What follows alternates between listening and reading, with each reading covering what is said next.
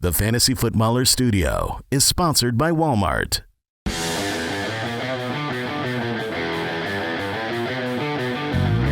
Welcome to the Fantasy Footballers Podcast with your hosts, Andy Holloway, Jason Moore, and Mike Wright.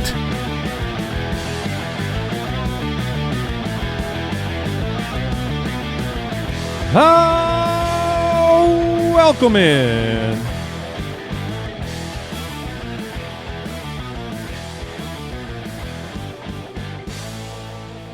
Tuesday, October 7th. Mike Wright, Jason Moore, Andy Holloway. Did I miss anything? When do I get a day off? Dude, I am so happy for you. I feel like I need a day off of this stupid, ridiculous sport. Yeah. So you missed the Cardinals game? Did. You are did. So lucky. I was at, if you didn't see my tweet, I was at a weekend punk music festival. And we got punked as well. Yeah. I mean, Sunday, I was able to take in, on Red Zone most of the morning games. And then we get to the afternoon, and my phone is just exploding. I mean, it's you guys. It's my school buddies. It's my father. And I'm like, what is going on? And the service is real spotty out where I'm checking in, trying to figure out what's going on. And I'm like, oh, I see this. But then I got to really see it. Yeah. It would have been awesome if you had seen 21-3 in the fourth quarter, and then you just refreshed your phone and it says 22-21. It was not having to live through it, having a great time while it's going on. The juxtaposition was, guys, I felt back. great. Welcome back. What a weekend. Yeah, it was good. Happy Tuesday, everybody. Happy Tuesday. We've got a pretty exciting Monday Night Football game to recap. We got a waiver wire show today, going to get you up to date on who you need to pick up if there's some big names that interest these gentlemen in front of me. I will say this. I looked at it this morning. We are 5 weeks in. Mm-hmm. There are 9 weeks of regular season fantasy football left. That's nearly 2/3 of the season. So before you get to playoffs, most leagues, playoffs start in week 15. Yeah. And we're only 5 weeks in. Yeah. So we're 1/3 of the regular season along, and people start quitting. People in leagues, they're 2-3, let alone, the 0-5s. And they're like, oh, well, my season is over. It's done. And that is just not true. We have done this so long, and we get so many messages. If I was 0-4, 0-3, 0-5, 1-4, and then they make the playoffs and win a championship. Yeah, I mean, you've seen it from just the injuries that have taken place in the first 5 weeks of the season. Powerhouse teams suddenly aren't powerhouse teams. Mike went into our dynasty league with darn well a super team. Unbeatable Burrow and Chase stack. Mm-hmm. CeeDee Lamb has got no goodbye. Derrick Henry. Yeah, Derrick Henry, what is he rest of the season? If you had to set a line on him rest of season finishing inside the top, what's the line? Tomorrow's show, we are doing a fantasy draft redo of the first two rounds. So we will find out if Derrick Henry's in the first 2 rounds or not. Yeah. I'm guessing probably not. Yeah, he probably – we'll see. I'll bet he squeaks in there. Does he? Yeah, I mean, we'll find out. Yeah. It'll be exciting. But it's just a good time. There's so much weight put into the first part of the season in terms of the emotional impact. Not that you'd ever witness that from this show where we're very level-headed and we kind of just we're above it. Even keel. We're above it all. As I want to knock down the Chase statue in front of me. But, yeah, we're not that far into the season. There's a lot of football left to be played, and really the ability to make the best decisions is more enabled by the data we have now than we had ever, earlier in the season. We have a stream finder tool. We have consistency charts. We have ideas about defenses and kickers and offenses, and, there's just so much more information we have now on how teams are using players. Good and bad, right? Yeah. Emeka Ibuka, pretty good. Travion Henderson, lots of questions. Yeah, maybe better now. Maybe. But also maybe just a better laid trap. Could be. That's where we're at. It does feel like every week something happens where it's like, it should be that. I see how this is the week. Yeah. I mean, if I told you that Antonio Gibson would tear his ACL and Ramondre would fumble 3 times, including a goal line fumble, you'd be like, Travion's scoring 37 points a week. Now, the most recent comments are that they'd like to involve him in the return game. Did you see that? No, Ramondre? No, not Ramondre. No. Oh, yeah, Hendo was, yeah. Well, the comments after the injury was like, what do you think about getting Trayvon Henderson more involved? And he said, yeah, I'd love to get him getting in the kick return game. I mean, it was more cool, just a second-round kick returner. Well, it was the fact that he said they had 3 kick returns that were like 1 block away from being a huge one, and he wants one of those to break. He wants to get that going in the return game more, but obviously that is a big part of the team to them, and it's so important. It does not matter what we think, what we feel. It really matters what the coaches believe. You know, we might think Ramondre Stevenson is not that guy and has an issue that will upset Mike Vrabel with fumbling, and clearly he has an issue with fumbling, and clearly it's not upsetting Mike Vrabel. Mike Vrabel gets to decide. I will say this to Mike Vrabel's credit. I think it is astonishingly stupid when head coaches punish players in a disciplinary fashion to the detriment of your team. Yeah. This happened, like Jordan Addison missing the first quarter. Yes, they pulled the game out barely with 25 seconds left to go. How? With Jordan Addison, but you take him off the field for a quarter. That doesn't help your ball club. I thought this was actually quite ridiculous with Indianapolis. It's an inexcusable mistake, you can say, with Adonai Mitchell. Also, the play Adonai Mitchell made was unbelievable. It was such an outrageously good play. If you think this player can help you win, discipline them some other way. Make them carry your luggage. I don't care. Fine them. Dude, that would be great. If they can help you win, it's just forced labor. Like your punishment, we're not fining you. We're not sitting you. We're not benching you. But you take out the garbage. Yeah, you're now. my butler for a week. Yeah, you literally around the team facility, you're doing the socks. You do the laundry. Because where do you draw the line? Like Jordan Addison, him not being out on the field in the first quarter almost cost them a ball game, in my opinion. So it's like it didn't help. It certainly didn't help. And then he won the game for him. It's just kind of ridiculous to me when you're punishing all the other players. That's my opinion. You're punishing everybody else on the team. And I understand accountability. Do you help the team or hurt the team? It's that I want him. I just feel like Chick-fil-A is a better place when he works there. Right. Do you know what I mean? He's a good dude. He's personality great personality for Chick-fil-A. No, I mean, even DeMarcado. If you thought that he was a difference maker on your team, figure out a different way. I don't know. Players feel like they could be accountable. And Ramondre Stevenson, back to the point, really, really helps the ball club. He just does. He's a much bigger back. He's a better goal line back. He helps. I mean, he helps everyone. Helps the other team sometimes. Did you say everyone? Everyone. Did I say everybody? Everybody. Yeah, everyone. Everybody. I'm thinking about Chick-fil-A. All right, rant over. 31 Jacksonville, 28 Kansas City. And 1, proud of Jacksonville. 2, would have been really upset if they had lost this game after that egregious pass interference call that was a free touchdown for Kansas City. That was the worst call I've seen so far this year because it was it was so plainly visible and leading to an interception. You don't agree? No. I'm just laughing. And now, which one are you talking? Are you talking about the one that Trevor Lawrence threw, or the one where there was the pick play on the Kansas City touchdown?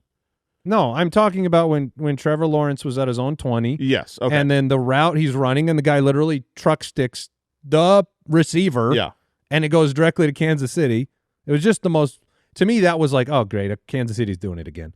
But now they have lost. You know, they're 0-3 in one-score games now. The one-score after 11-0 last year. Them and the Cardinals, both 2-3. One-score games, man, it gets you because it overinflates your confidence of how great your team is. Now, I don't know if you were aware, Mike, because you missed, you lucky dog. The Cardinals are the only team in the history of the National Football League to lose on 3 consecutive game-winning field goals. Good. Nobody's ever done it. Excellent. The plan is working, guys. The plan. What is the plan? Yeah. Misery? Everyone it's a 100-year into plan. the sun. Kyler, too? Everyone. Marv? Everyone.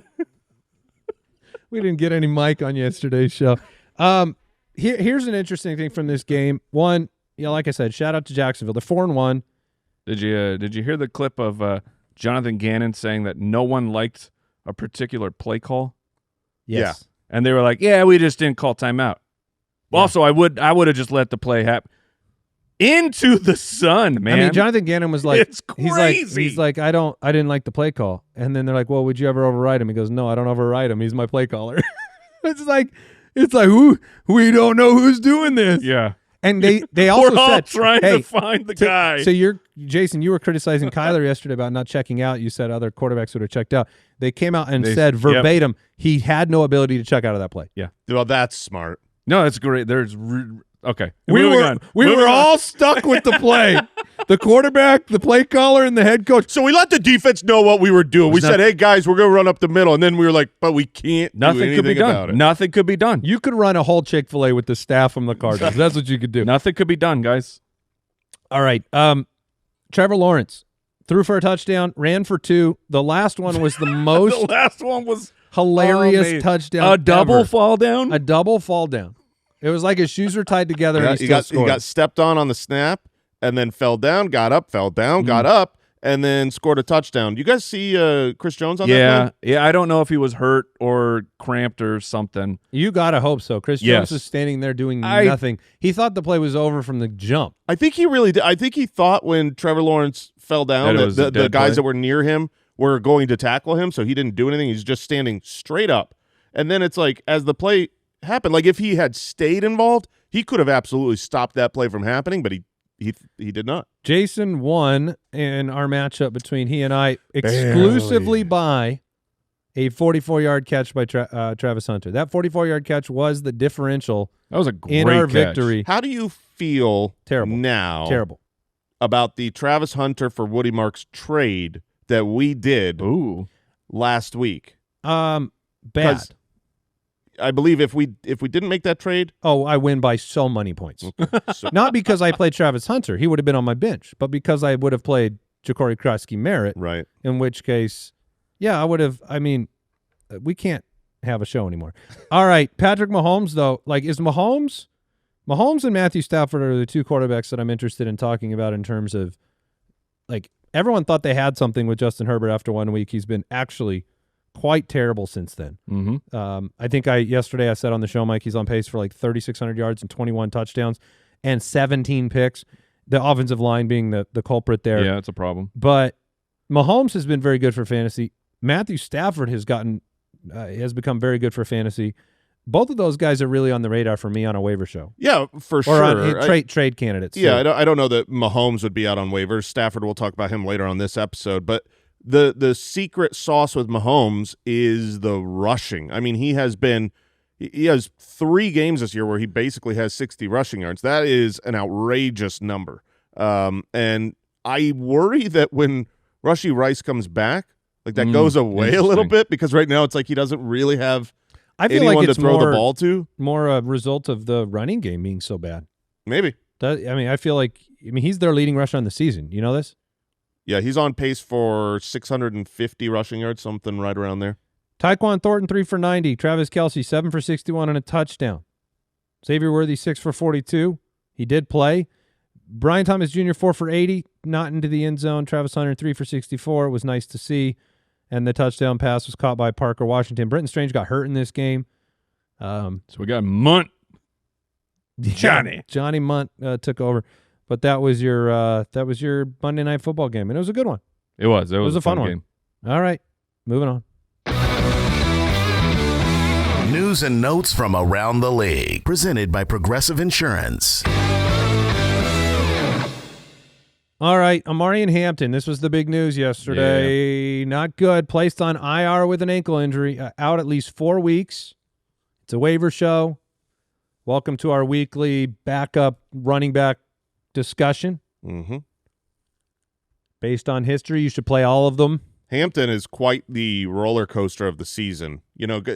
Came out, looked like he was going to be great. The Najee injury with the eye, and then it was okay, so Amarian's going to be the guy. And then Najee was active and got really involved. And it's okay, so Amarian's going to really be split. And then Najee got injured. It's hey, I've got Amarian. That's all. And then Amarian got injured. It's a wild ride. Well, they've lost 2 straight games. They don't look great right now. Their offensive line is gone. So Hampton's on IR for at least 4 weeks. Commanders head coach Dan Quinn said he's optimistic about Terry McLaurin for week 6. Okay. So that's good news for the Commanders, who really, they just buckled down in that game and shut down the Chargers. It was 10-0, and then all of a sudden it was 27-10, and it was over. Christian Watson returning or designated to return from injured reserve. He'll have 21 days to be activated. Honestly, I feel like they really could use him. Whether you pick him up now or not, you might have to, because I think people in a lot of leagues will be picking him up, but I would imagine the expectation is he's not going to play for 2 weeks. Yeah, I would think they'll use more of the 21-day window. I think that's more interesting for Jordan Love, who has definitely. It's been okay, over the season, but if you put Watson on that team and he can really stretch the field, it becomes very intriguing down the stretch here. You mentioned yesterday, Zach Taylor said they're going to evaluate Jake Browning and whether he's going to start in Week 6. Jason said he thought he'd start. They may not have another choice. It's just the turnovers have been outrageous. I think that there is a line of thinking here at this juncture to sell high on Jamar Chase after last week.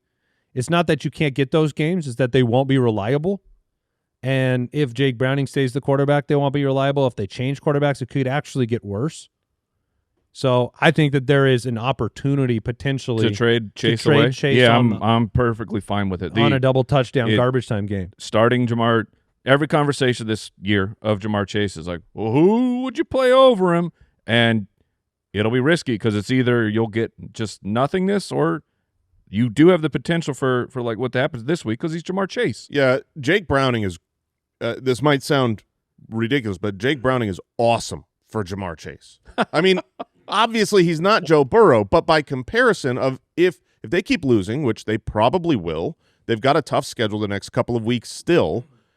If they make that change, you guys realize who the current backup is on the depth chart? I see it. Oh, man. What's Brett ripping farts? Yeah. That will not go well. I don't know what – they're stuck. I mean, Jamar Chase has 2 weeks this season where he was absolutely dominant, but his 3 games with Jake Browning, 5 for 50, 5 for 23, and then last week 6 for 110. But the first 3 quarters of the game were awful. Would you trade Jamar Chase for Devontae Adams? Like I said, I would consider trading Jamar Chase. I think I would do it, but I don't know if I do that. I would do it. I think for Devontae Adams. For Devontae Adams. I think I'm actually a no on that one, and I want to say yes. Okay, George Pickens. Boy, I guess it's harder to trade Jamar Chase than I thought it was. It's really hard to let go. That's probably of something so beautiful. That's what you'd have to do, probably. And I don't know if the Pickens manager does it, but maybe you leverage the return of CeeDee Lamb to do it. So, yeah, Papa Josh, you traded Chase for Quentin Johnston? I did. Yeah, I would have done it too. Yeah, I think that could still be fine for you. It's just a tough week. Mm-hmm. Kyler Murray's foot will be monitored throughout the week, says Jonathan Gannon. He actually left that game to go to the locker room for a second and came back, and I think he'll play, but he might not. And if he doesn't, it's Jacoby Brissett. Snoop Huntley. Hey, where's the beef? Yeah, I don't know. We don't get a lot of Jacoby Brissett talk on this show. Jacoby beef brisket. Beef. There it is. Earn it with the start. Snoop Huntley might be the starter for Baltimore. Whoop. Okay. See you, Cooper. Yeah, Cooper Rush. Yeah, Lamar Jackson, if he can't play, it might be Snoop Huntley. Antonio Gibson out for the year with a torn ACL. It's a bummer. Tyrone Tracy, limited. He may be back this week. I was a little bummed at the production from Cam last week, Scattaboo. Did you see his block? His block was amazing. He pancaked a lineman. That dude there's something wrong with him. Yes, I agree. In the best possible He's a crayon eater. He found his sport. Yeah, he did find his sport. Did you eat paint chips as a kid? Yeah, he definitely did. Saquon Barkley did not practice on Monday. They estimated. Yeah, because they play Thursday. Every report I've seen is that he's just general soreness and going to play on Thursday. So I think they play the Giants on Thursday Night Football, but you got to monitor that. Mm-hmm. You could always toss somebody on your bench. We'll talk about who it might be. And that was News and Notes sponsored by Progressive Insurance. Quote today at Progressive.com. Progressive Casualty Insurance Company affiliates and third-party insurers. Not available in all states or situations. Coverage subject policy terms, limits, and conditions. We'll take a break. We'll talk waivers. This episode is brought to you by NFL Sunday Ticket on YouTube TV. This season, make sure to subscribe to NFL Sunday Ticket and YouTube TV, where you will get every game, every Sunday, all in one place. NFL Sunday Ticket on YouTube TV gives you everything you need to win Sunday. Watch up to 4 games at once with multi-view, or follow your fantasy team and watch the game on one screen. You can even catch up to live with key plays. Now, get NFL Sunday Ticket month to month and cancel at any time. Go to youtube.com/fantasyfootballers to sign up today.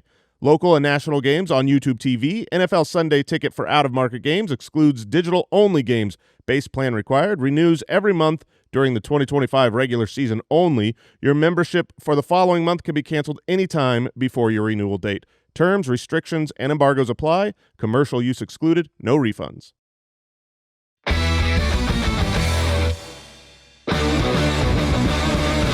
The Waiver Wire, presented by Walmart.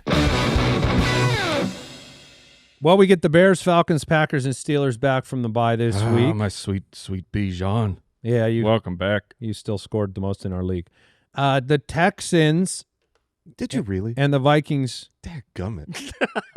go on by. Yeah, he did it while complaining the whole week, too.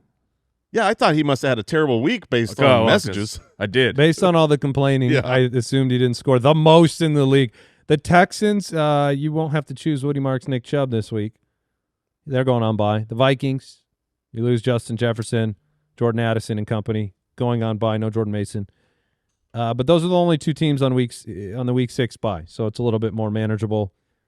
We're going to dig into the running back position to kick things off. Amazingly, the 2-touchdown Kareem Hunt, still just 33% rostered in leagues. Michael Carter, 59% rostered. And then we can talk about the Chargers backfield. But those 3 situations seem to be the leaders in the clubhouse for running back. Yeah, Michael Carter is my number one by a lot. DeMarcado kind of got the spotlight because of the play, but it's like Carter played way more snaps, got 5 targets, and so he's at the top of my list because I think that usage sticks. And what if they want to punish DeMarcado? Well, Gannon already came out and said that they will have no punishment for him.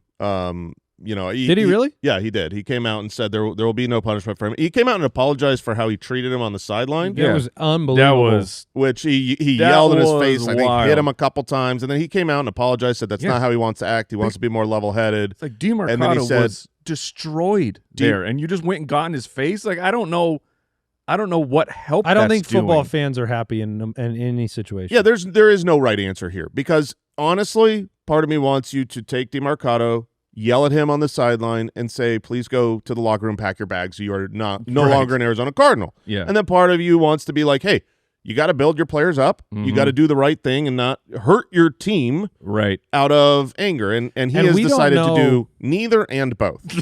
So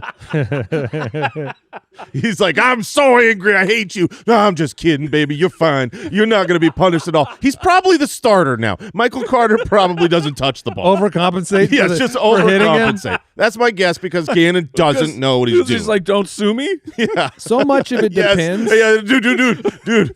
It was not assault. Look, you got the start. You were wearing pads.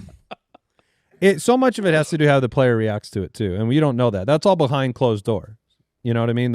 What is Amari DeMarcado's attitude about what happened? And I know my attitude. He's moving on. Personally, so you've got Trey Benson who is on the IR. His seems like it will be longer than 4 weeks, but eligible to return in 4 weeks. So maybe that pushes Carter ahead. But the Amari and Hampton, obviously Trey Benson has already been 1 week into the IR. The situation with the Chargers, I feel like the Chargers are still a better offense, a better team, even though they've been struggling and they have the O-line issues. They are a better team, a better offense, and have a better quarterback. And so that situation is very similar to the Cardinals with Hassan Haskins and Kamani Vidal-Sassoon. Mm-hmm. But I think I want Haskins more than Carter. Really?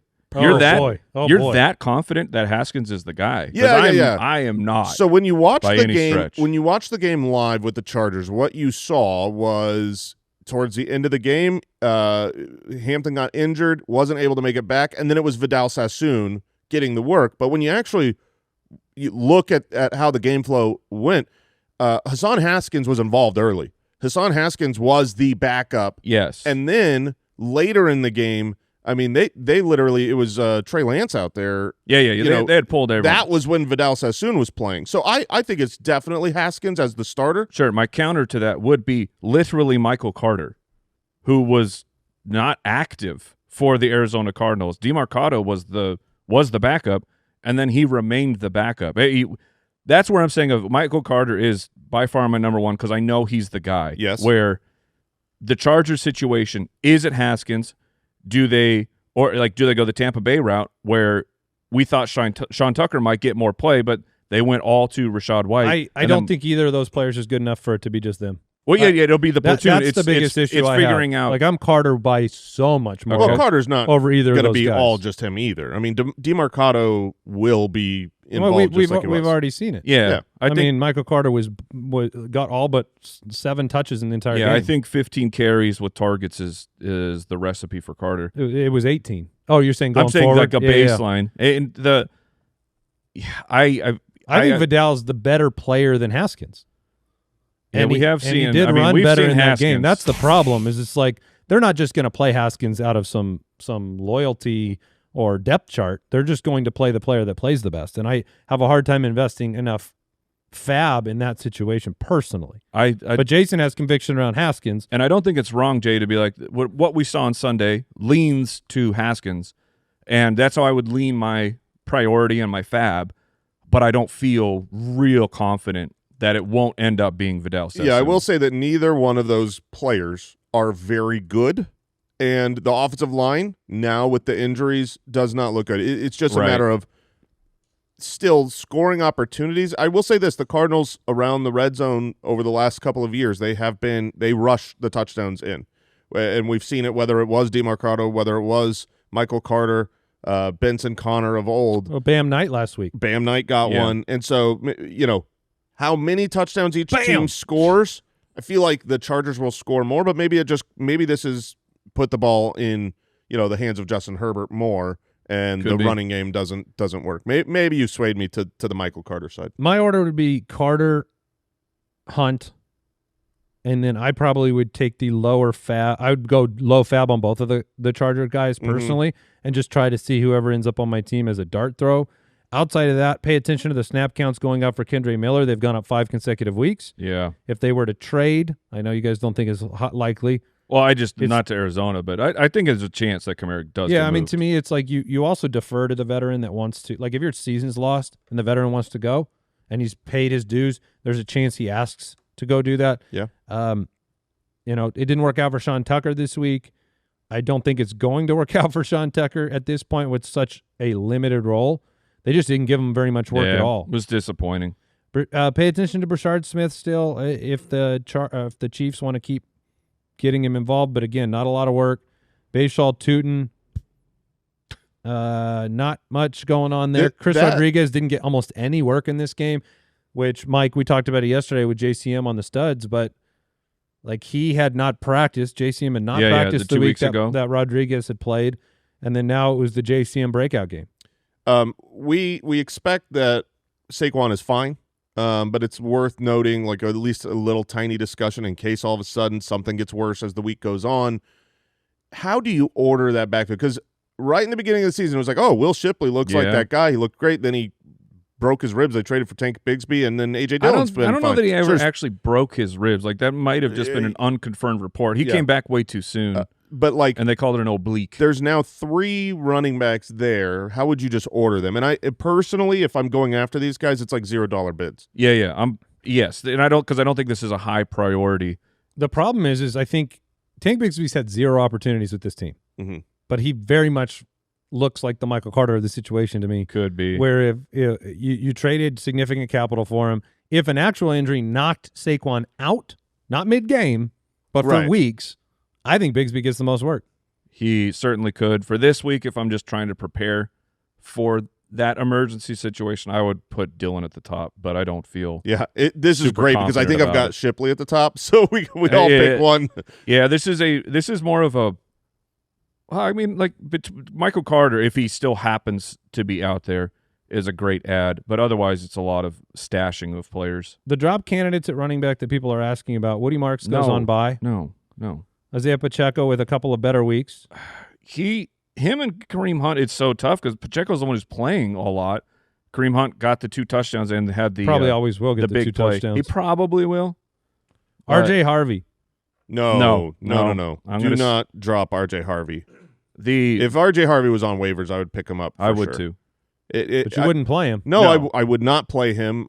J.K. Dobbins looks excellent. He is the starter. R.J. Harvey might be irrelevant the entire rest of the season. But this is a rookie with high draft capital who has looked fine in his opportunities. Amazingly, I can't even count over the course of the season how many have been called back. Like, if you look at his box score, it's like he didn't do anything. It's like, well, he did a lot of things. They said in college, his college reports, he needs a few holds to make a big play. Yeah, well, he's good when they hold. They just got to get the flags not going right. But I wouldn't drop a rookie. Travion? No, I would not drop him. Especially with Antonio Gibson. I know that Ramondre remains the guy, but they like to use multiple backs there. This was like last week. There was a lot of Bill Krosky drops. And he was on our Wednesday episode was my pick him up if he got dropped. Rookies that have shown a little bit, they might get opportunity as the season goes along. You don't want those guys on waivers. You want them on your roster. Kyle shared something. I'm trying to find it. Yeah, do you have it? Yeah. So Kyle looked it up. It's in our show doc. Of the 52 running backs drafted in rounds 2 or 3 over the last decade, 46% of them failed to have a 12-point week within their first 5 games, and 67% of them had just 1 or fewer. So they don't all progress this fast. And yes. So, Henry, Mixon, Javonte, Miles Sanders, James Cook, those were all names in that category. Day 2, 3, or round 2, 3 running backs that had not broken out at this point. And, I mean, it's like there are scenarios. Jason's right. There is a scenario where Harvey ends up not working out at all. And that will be a big-time bummer because he looks like he has juice. But it's like Nick Chubb was drafted in the 2nd round, did nothing for 8 or 9 weeks, and then they traded Carlos Hyde, and then Nick Chubb was a league-winning running back. It's just Jacob Dobbins has never been hurt before, right? No, right. He's got 2 strong legs, man. Yeah, both of those guys are just keep them on your roster, keep them tucked away. In a safe space. Kyle pointing out, at this point, Bucky Irving of last year, league-winning Bucky Irving, at this point had 1 12-point game through his first 5 weeks. Again, not to say that they will become those things, but we don't have enough time to throw them away. Well, and if anyone's going to all of a sudden catch a hot streak to finish the season, it's these guys. Exactly. It's not a veteran who's been playing for 4 or 5 years. Yeah, Hassan Haskins has had his opportunities to kind of show he could do something special, and he has shown he can't. Now he will have opportunity, and opportunity can override that and be worthy of fantasy, goodness, but not greatness. Greatness will come from these guys who have not yet earned their NFL opportunity, and when they do, they show that they've got something special. Wide receivers. We want to let you know Jalen Coker also eligible to return in week 5. I don't know how much we care, but at least a little bit. A little bit. Yeah, Christian Watson eligible to return in week 6, Jaden Reed week 8, Cedric Tillman week 10. Mike, I don't know if you saw, but Isaiah Bond had 8 useless targets. I did. Those Cleveland targets. I did see a good amount of the Gabriel throws. If we want to call, are those targets? You're talking because they're short area? Well, and just flying over people's heads. I mean, he had 2 touchdowns. Yeah. He was okay. He didn't turn the ball over, and they almost won. Yes. So, hey, listen. There's a math equation. Every 3 Cleveland targets is 1 real target. Okay, that's fine. That's good. That's fine. So so targets matter if you get 30 of them. If you get 30. If you get 30. All right, wide receiver pickups. Let's talk about some names that are out there. There are a few names that we've talked about repeatedly, week over week, names that have been floating around like Trey Tucker and Troy Franklin that are just sitting there and they're just kind of, okay. You can add them, you can spot start them, but they haven't been consistent. But the bigger names, you had the huge week from Kendrick Bourne in San Francisco. I do want people to make sure that Juwan Jennings is not on waiver wires or have been cut, because he will return to this team and will be more necessary than Kendrick Bourne. But he was targeted on almost 30% of his routes last week. Speaking of Kendrick Bourne, 142 yards, you can't ignore that. Romeo Doubs is coming off of a bye week after his 3-touchdown game. Again, spot start category to me. Agreed. Cincinnati, Arizona the next 2 weeks for a lot Dobbs. of bye week guys get dropped. But let's talk about Ryan Flanoy, wide receiver for Dallas. 114-yard game. Dak is playing as good as any quarterback in football, not named Baker Mayfield. Your freaking MVP. Yeah, I was going to say he would if the season was over today, he would be the MVP. So Jason, you made the comment about, like, why do you do this to yourself? Why are you a fan of the Cardinals? I will and can not ever abandon my team. I fundamentally don't believe in that. I think you gotta. I'm with you, Jay. You gotta go. You gotta go down with the ship for the chance that you get pulled out. No. And because I want the glory. I want the glory. Imagine, even if I'm 70 years old and I'll be like, I was a fan for. You think 50, if they're good again, I'm not just jumping right back in? Of course I am. But I'll know that you were the coward. Oh no, you'll feel real bad, Mike. You'll feel so. You guys bad. have no pride. No, it is pride. It is the pride in myself. If I was my money, my you guys time, are on the wrong end of this. My time. Your time is the most valuable thing in the entire world, and they are. You don't have to watch it. You just can't switch teams. That's all I'm saying. Would you rather be Jack or Rose? Is this a Titanic? This is a Titanic thing, because one of them one went down with the ship. The other one survived. Jack and went she down told the stories of how, oh man, I was on that terrible thing, but she was an old lady. I don't want to be on the Titanic at all. But that's where we were born. We were born in Arizona, or close enough. That's where we live. We're on the Titanic. All of this was to say, if I could pick another team, it would be freaking Tampa Bay and Baker Mayfield. For sure. Between him and Ibuka. They are everyone's favorite second place team right now. Anyways, Ryan Flanoy, name Ryan Flanoy is not very many of us are familiar with. No, 6th-round pick in 2024, but it was kind of a breakout game for him. It 9 was. targets. We've had enough Jalen Tolbert to know that he's not it. Exactly. Right, and then Turpin got hurt, and he got hurt, but it doesn't even matter. Turpin is very much he's a gadgetry, special teams. Get the ball in his hands. Maybe something happens. I think it matters in terms of snaps. Maybe not anymore. Maybe, yeah. But who was the? I was going to say we had a Dallas Cowboy years ago be the Week 1 sensation. Oh, I was thinking of Laviska Shenault in the same type of situation as Ogletree. Yeah, it was Ogletree. Ogletree. For this team, for the Cowboys, I think it was 3 touchdowns in Week 1. Did nothing else. Is this something to be chased, go after? Is this a product of that?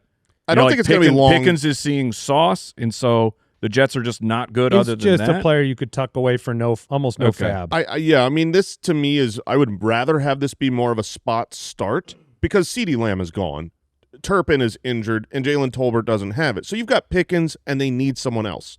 And so I think that's where he shined. And you might get another week out of that. They're playing Carolina. It's a fine matchup.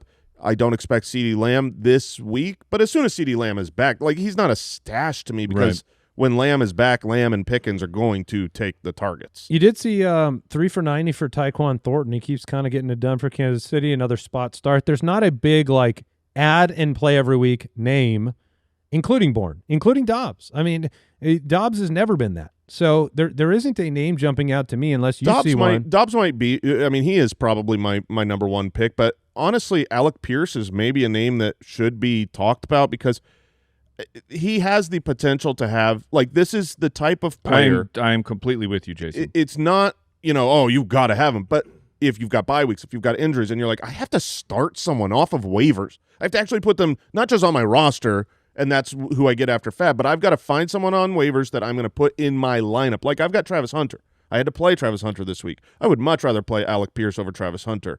Alec Pierce coming off of an injury, though. It was a concussion. Okay. So he's not dealing with, you heard it here first. Not considered an injury to these two gentlemen. No. It is a very serious injury. Not a late but it thing, is not a you'll be slow for 2 weeks. You will be full speed. Yeah.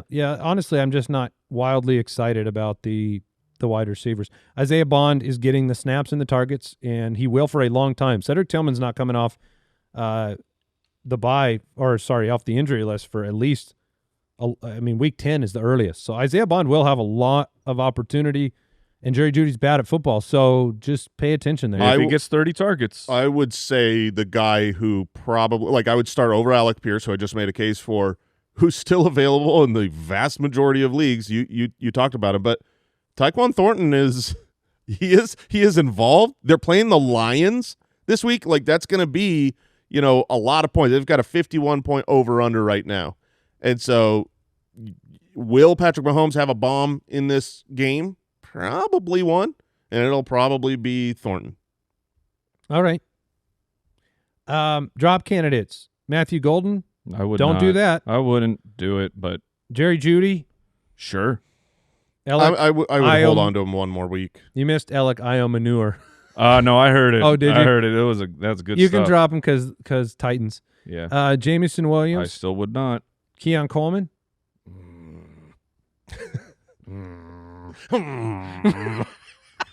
Yeah, that's the only. If he was out on the waiver wire compared to that list, I'd pick up Keon Coleman. Exactly. Given the list of wide receivers, would I drop What if I Keon told Coleman you? to pick up a Michael Carter? Oh, yeah. Sure, but I'm not dropping Keon Coleman for all these Coleman, wide receivers we're talking about. 3 of 5 matchups of the year, 26 or fewer receiving yards. That team is a roulette. If you needed him to catch a bunch of passes like in week 1, he'll do it. They needed I don't him feel to like catch passes last week. Well, he did it. He caught a touchdown. Yeah. So, look, I don't feel like he caught a touchdown and still ended up with 8 points. You betcha. He had Good Lord. 7 targets and a touchdown. And Oh, he had 7 targets? 7 targets and a touchdown, 8 fantasy points. Nice. Was there other than Kincaid? I don't know if you were happy with the Buffalo Bill last week. All right, we'll take a break. We'll talk tight ends, defenses, quarterbacks. Foot Clan, the season. Look, it's underway, Al. The season is underway. You got those rankings, those sleepers. You got the can't miss picks. We've got it all laid out on the line. I don't know if you're ready for that, but the best fantasy team out there, we still need a backup because sometimes the starters, they don't show up. We know this. Wouldn't it be great if you could have the same peace of mind everywhere else? With Progressive, you get more than just a policy. You get a playbook full of coverage options that you can count on for your home and for your auto. Want to customize that protection? Not a problem. You can build your coverage just like you build your fantasy team, making sure that you have the right players in every position and back up when you need it the most. And when life throws an audible like a fumble in the driveway or a hailstorm at home, well, Progressive is there with 24/7 support. Don't get caught without a great backup. Visit Progressive.com to quote today. Progressive Casualty Insurance Company, affiliates, and third-party insurers not available in all states or situations. Coverage subject to policy terms, limits, and conditions. All right, George Kittle is eligible to return in Week 6. We don't yet know what's going on. Probably not coming back. Last we heard was it's not sounding good. Like, it was sounding great from the reporters, and then Shanahan cold-watered us. Last week, we told you pick up Mason Taylor. This week, 12 targets. Meow. 9 catches, That's 67 yards. Meow. He was targeted so much. Yeah? So it's a very good sign with Justin Fields. 2 weeks back with Justin Fields, 2 weeks of Mason Taylor emerging. Yeah. They don't have other pass catchers. Just take your disgusting, cowardly kitty cat points. Yeah, there you go. He's the cowardly lion. Is that it? Maybe. If I was to have, if you had your tight end group, you'd probably want Mason Taylor. Yes, the breakaway, not everyone can be a George Kittle, a Travis Kelce in his prime. A dog. Yeah, not everyone can do it. But at that position, Zach Ertz can get it done. You know what I mean? You guys are so rude to Mason Taylor. This is a young, athletic, talented son of a Hall of Famer. He's very talented. I'm trying to speak his praises here. I think no, that you just compared him to Zach Ertz. Does not speak. Zach Ertz is 400 years old. Mason Taylor's in his early 20s. Yeah, Zach Ertz was always. Zach Ertz was always. No, he wasn't. He is a brilliant kitty cat. He knows where to go. Yeah, he is a pro's pro. Zach Ertz has always been. You're putting Mason Taylor in too small a box. That's all I'm saying. You're putting Zach Ertz at too small a box. Zach Ertz was great. No, Zach Ertz was outstanding, but he was much more athletic and more capable of yards after the catch when he was younger. Box size TBD for Mason Taylor. Yeah, TBD. That's fine. You don't need to put it. I'm just saying he's performing and doing the most he can do with what he gets from. Oh, he's doing the most he could possibly do. His routes that he's catching are sit-down routes. My point is Zach Ertz. Stop talking about Zach Ertz. No. He was great. He was great. This is a guy who was like 10.5 a catch, 10 a catch, 10.4, 9.4. During those numbers I just said, tight end 9, 6, 3, 2, 5. Like that's how he profiles to me. He's smart. He knows where to go. He can get the targets. He's going to catch it. He doesn't have to break tackles or have a dog in him. That's all I'm saying. Do you want to play Mason Taylor this week or Jake Tonjes McBasketball, who gets to take on Tampa Bay, 11 targets, 7 for 41 with the score this past week? I'd probably play Tonjes because he's got a better chance of scoring. And why is that? Woof. Because he's got a quarterback, a real quarterback. Whoa. Justin Fields sucks. Justin Fields is electric in the fourth quarter. Oh, my gosh. That garbage. It's so tasty. I want George Kittle back so bad. Jake Taunt. Oh, the Jets game is in London. Tonjes McBasketball is the What are the tight rules end about transporting felines to overseas? You probably need certificates and everything. Yeah, you got to have proof of rabies shot. I think if you just give him Benadryl, he should be able to make the flight. You normally need to have them quarantined for a while. You guys are psychos. He'll be down with the luggage. He'll be fine. Did you know it's climate controlled? Yeah. Did you know A.J. Barner has 3 top 10 weeks in 5 weeks? I did not realize that. Did you know he had? I know he had the 2 touchdowns, 7 catches last week on 7 targets. He scored in 3 of 4 weeks in a row. It's interesting. I was just about to say Tonjes McBasketball is the tight end 10 on the season right now. Barner, tight end 9. They're getting it done, and I will say that if you want to talk quarterback, I am more confident in Sam Darnold than either of the San Francisco guys right now because while they're getting it done, Brock is injured, and Mac is a weirdo. He's played great. Juwan Johnson, people want to know if you can drop him for Mason Taylor. I would drop him for Mason Taylor if you really need a tight end, but Juwan, again, playing the game. If Juwan were on the waiver wire right now, he would be a priority ad for me. Well, he always has been for you, though. Yeah. I would rather have Juwan than Mason Taylor. Juwan Johnson has not He had a couple of bad weeks in a row, not been good. But I believe that everyone we're talking about, including Mason Taylor, they're going to be kind of streaming spot starts. There's very few tight ends in the league that are just you lock them in. Well, the targets were there for Juwan Johnson in the beginning of the year. Neither one of those guys is getting 10 targets every single week. Okay. Yeah, I like Mason Taylor more. Theo Johnson got into the end zone twice. And they need him with Darius Slayton. But I think he's a scary, terrifying He is a scary start. He doesn't put any yards up. No, not at all. For being the most athletic tight end in history, he really doesn't do a lot with that athleticism. But the opportunity should be there. He still had 7 targets. I mean, we have Jackson Dart games, 5 targets, 7 targets. And it hasn't turned into production. No neighbors. Well, it did this last week, 2 touchdowns. I meant yards. I don't know. Theo is. I would throw Theo on my bench. I'll take Mason Taylor over. Do you want? And you probably go Theo over Tonjes McBasketball just for long term. Oh, if you were looking long term, on a flyer, yeah. I don't look long term at tight end unless it's like 2 or 3 names, including Juwan Johnson. Like I'm just going to play the best player that week. Things are changing so quick. I would agree, but if you're doing the thing where you're playing Juwan Johnson one week or Zach Ertz one week or Mark Andrews one week, at that point, I do think Mason Taylor and Theo Johnson, those guys should be picked up as a second tight end in hopes that they can, in their early career, a rookie and a second-year player, develop into the number 2 target for their franchise. Defenses this week, there's quite a few that have good matchups. Yeah. The Patriots have the Saints in New Orleans. Hope you stashed them. Playing great. The Colts have the Cardinals at home. The Browns are actually Pittsburgh. Pittsburgh has the Browns. That's the one that I'm more interested in. although you can play both sides of it. I like the Pittsburgh side more. It's in Pittsburgh. Their defense has been outrageously good for 2 consecutive weeks, and they get to face a rookie in Dylan Gabriel.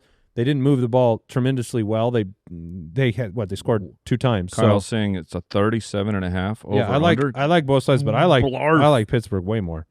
Yeah, I mean, there's so many teams. The Rams had such a bad outing last week, but they go to Baltimore. That is Snoop. Yeah, Snoop Dogg. Oh, you're going to do it again. Pro Bowl. The Las Vegas Pro Raiders Bowl play Tennessee, by the way, and they're going to put pressure on Cam Ward all day long. Yeah, I'm perfectly fine with the Raiders. So that would be another one. And then just keep an eye on your league for the Packers if they were dropped on the bye, because they play Cincinnati, and they're favored by 175 points. You going to take the over? Yeah. No, I'll let them cover. Oh, okay. That was this week's Waiver Wire presented by Walmart. Who knew you can get what you need in as fast as an hour? Get free delivery on your first Express delivery order with the code EXPRESS. Valid for first Express delivery order. $50 minimum, subject to availability. Restrictions apply. Full stream ahead. Well, this could be me this week. I don't know. Depending on what Kyler Murray, he probably shouldn't be in my lineup anyways, but what happens with his foot, we'll see.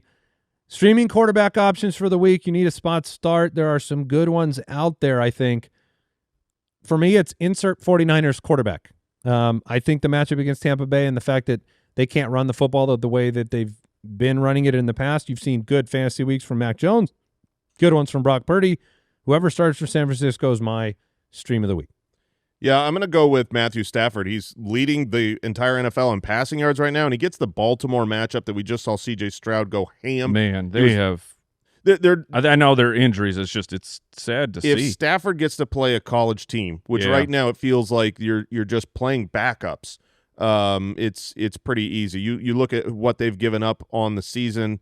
They let Patrick Mahomes score 3 more points than his average. Stroud scored more than his average. Everyone who plays him has basically done well except for the Lions, and Stafford's been pretty on fire. I think the Devontae Adams around the goal line has really helped his fantasy output. And if you need to get a little bit nasty with your streaming quarterback, Bryce Young is playing the Dallas Cowboys, and the Dallas Cowboys have been allowing lots and lots of points above expectation to opposing quarterbacks, and they are, in fact, dead last in expected points per pass attempt. And that Leggett throw and touchdown, I thought that was legit. That was like a good play, and Tedero McMillan is I think we're about to see. He's percolating? I think it's about to go off. If you want Tedero McMillan, you need to go do it before this weekend against the Dallas Cowboys. I think this will be where the window closes on any sort of affordable offers. Yeah, it's been frustrating because he makes plays every week that are like, he looks so good, man. Yeah, he looks great, but then Bryce Young looks so bad so often, and he does. He hasn't scored yet. Yeah, he's going to get into the end zone at some point. It is really crazy. I mean, you talk about it's not like Bryce Young has thrown no touchdowns, but he's on pace for 1,200 yards. And it doesn't have a touchdown right now. I was going to say, right now, Ted McMillan has 6 fewer yards than Devontae Adams. Like, he's 14th in the league right now at wide receiver. He's playing very, very well. Just needs some touchdowns. 14th in yardage? Or what's in yardage. I'm curious what his fantasy. Do you have Tedero, like what points wide receiver right now in the season? Just overall raw points? Yeah, just like raw points. Is he in the top? 27th. Okay. Well, that'll do it for today's episode of the show. We are redrafting the first 2 rounds in fantasy tomorrow. Fun. We have a Thursday night preview. We've got backup options. We got mailbag, and we'll get into all of that on tomorrow's episode of the podcast. Thank you for supporting the show. Head over to jointhefoot.com for access to the ultimate dashboard and all the other perks of being an official Foot Clan member. That's jointhefoot.com. We'll catch you tomorrow.